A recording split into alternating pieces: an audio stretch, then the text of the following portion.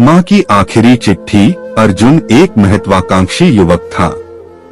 वह गांव के एक साधारण परिवार से था, लेकिन उसने अपनी मेहनत से शहर में बड़ी नौकरी हासिल कर ली थी। अच्छी सैलरी, बड़ा घर, महंगी गाड़ी, सब कुछ था उसके पास।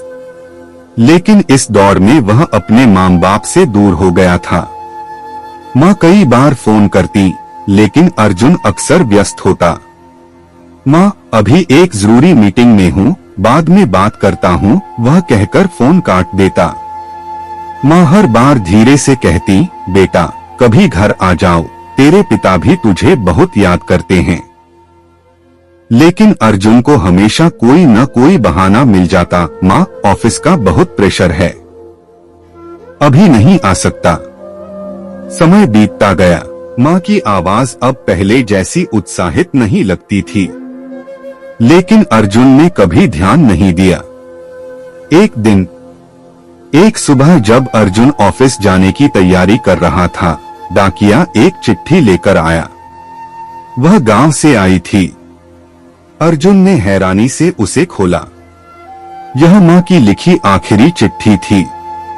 कांपते हाथों से उसने पढ़ना शुरू किया।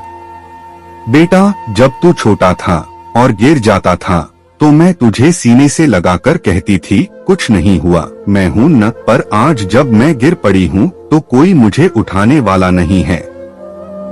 तेरे पिता भी अब नहीं रहे। मैं तुझे आखिरी बार देखना चाहती थी, पर शायद अब समय नहीं बचा। अगर कभी फुर्सत मिले तो आ जाना। तेरी माँ। अर्जुन के हाथ से चिट्ठी गिर पड़ी। उसका दिल जोर जोर से धड़कने लगा। उसने तुरंत फ्लाइट बुक की और गांव के लिए निकल पड़ा। लेकिन बहुत देर हो चुकी थी।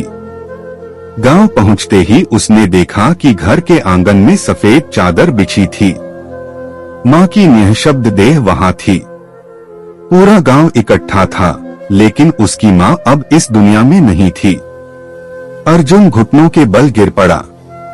उसकी आंखों से आंसू बहने लगे। माँ, एक बार बोलो ना, मैं आ गया हूँ।